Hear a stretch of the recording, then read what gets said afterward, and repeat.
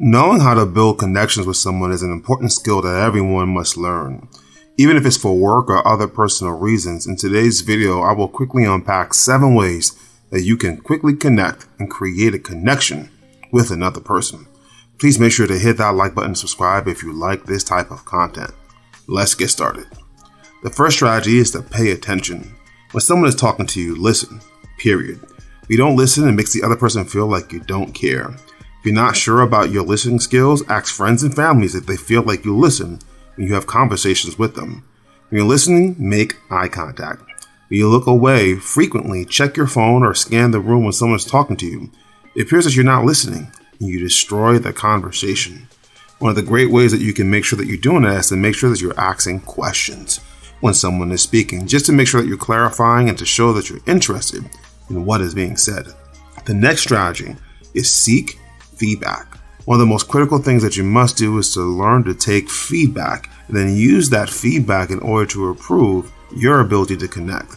To improve your ability to instantly connect with others, seek feedback on your communication skills. Taking the time to get feedback from someone, maybe a friend or family member, will provide you with feedback and examples that you can use to improve your connection making abilities. The next strategy is to ask questions. In every conversation, focus on getting to know the person. People love to talk about themselves. Have you ever met someone who we thought, wow, this person is awesome, and realized you hardly learned anything about him or her? Chances are it's because that person was focused on getting to know you.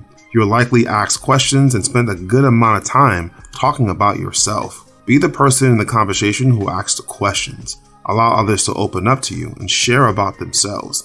If you know ahead of time who you'll be meeting with, do some research to learn about them. This can add depth to your conversation and improve your connection. A really important strategy is to remember people's names. We've all met people who say, I am bad with names. Well, that's not a good way to start forming a connection. Do your best to remember the names of the people that you meet. Repeat their names several times, associated with something memorable or funny in your head. Introduce them to others so you need to state their name out loud. Whatever you need to do to remember their name, do it. Remembering who you talk to is key to making them feel important and connect with them. The next strategy is don't pretend you know everything. When talking to others, we often want to show that we're educated and knowledgeable. It can be hard for someone to admit that they are learning something new for the first time. Researchers have found that many leaders have a hard time taking advice because they feel like they should know everything, and that employees try hard to prove themselves and not expose any of their personal weaknesses. This combination can cause communication breakdown because neither side acknowledges what the other side tells them. When this connection is dysfunctional, growth and progress are limited. One of the best ways to combat this is be willing to learn from others and take advice. This means that you have to begin the process of understanding when it's time for you to take lead and when it's time for you to step back and receive. When you converse with others, don't pretend to know everything about everything. It turns people off and decreases your ability to connect with them. The next strategy is to care about others. And I think this one particular strategy is extremely important and one of the most important ways that you'll begin to create a connection because it shows people your actions rather than your words. Nothing else really matters if you don't act like you care about those around you. Add value to their lives. Go out of your way to help them. Be encouraging, positive, uplifting, and supportive, but also do it in a way that's not overly creepy. Essentially, you just want to make sure that you are available to support, and when opportunities or situations arise, be the first person to provide an answer to that person's problem. Say thank you for small things and big things. Whether you send a text, call them, write a note, or give a gift, frequently thank others for helping you and for who they are in general. People love feeling appreciated and cared about.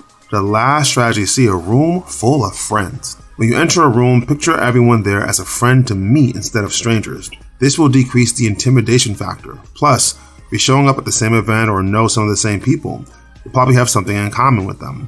Greet them as if they are friends. This essentially means that you're taking the opportunity to smile, make eye contact, and then applying some of the other strategies that were mentioned in this video. Use these 7 strategies to help you create a deeper connection with another person. Please make sure to hit that like button and subscribe if you like this type of content, and thanks for watching.